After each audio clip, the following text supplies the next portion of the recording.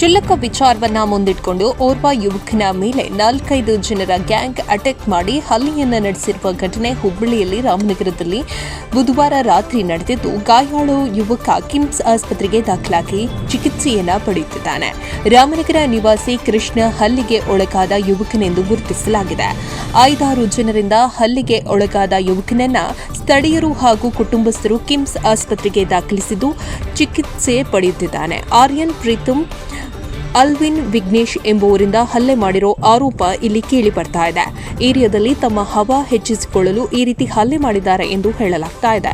ಸದ್ಯ ಯುವಕ ಪ್ರಾಣಾಪಾಯದಿಂದ ಪಾರಾಗಿದ್ದಾನೆ. ಹಲ್ಲೆ ಮಾಡಿದ ದುಷ್ಕರ್ಮಿಗಳು ಸ್ಥಳದಿಂದ ಹಲ್ಲೆ ನಡೆಸಿ ಪರಾರಿಯಾಗಿದ್ದು, ಹುಬ್ಬಳ್ಳಿಯ ಕೇಶವಾಪುರ ಪೊಲೀಸ್ ಠಾಣೆಯ ವ್ಯಾಪ್ತಿಯಲ್ಲಿ ಈ ಘಟನೆ ನಡೆದಿದೆ. ಈ ಕುರಿತು ಈಗ ಪೊಲೀಸರು ಮಾಹಿತಿಯನ್ನು ಕಲೆ ಹಾಕ್ತಾ ಇದ್ದಾರೆ. ವರದಿ ಸಂತೋಷ್ ಮೇದರ್, ಹುಬ್ಬಳ್ಳಿ. ರಾಮನಗರ ಊಟ ಮಾಡಿ ಕೆಳಗೆ ಬಂದಿದ್ದೆ ಸರ್. ಅಲ್ಲಿ ಬಂದಾಗ ಹಿಂಗ ಅವ್ರ ಆರ್ಯನ್ ಅಂತೋನಿ ಅವ್ರ ಮಗ ಮತ್ತು ಇನ್ನೊಬ್ಬನ ಅವ್ರ ಹುಡುಗ ಅಂಗಡಿದವ್ರು ಸೇರಿ ನಂಗೆ ತಲೆ ಹೊಡೆದಾರ ಸರ್. ಇಲ್ಲೇ ಸುಳ್ಳ ತಲೆ ಹೊಡೆದ ಹಿಂಗ ನೀ ತಪ್ಪು ಕೊಡ ಅಂತಾರ ಸರ್. ನೀ ಕಂಪ್ಲೇಂಟ್ ಕೊಟ್ಟಿ ಅಂದ್ರೆ ನಿಂಗೆ ಬ್ಯಾರೆ ಮಾಡ್ತೀರಿ ಅಂತೇಳಿ, ಹಿಂಗೆ ಕಂಪ್ಲೇಂಟ್ ಕೊಟ್ಟಿ ಅಂದ್ರೆ ನಿಂಗೆ ಬ್ಯಾರೆ ಮಾಡ್ತೀರಿ ಅಂತೇಳಿ ಹೇಳಂತಾರ ಸರ್ ಅಂತ ಹೇಳಿದಾರೆ ಸರ್. ನಂಗೆ ತಲೆ ಹೊಡೆದಾರ ಸರ್. ಹಿಂಗೆಲ್ಲ ನೋಡ್ರಿ ಸರ್.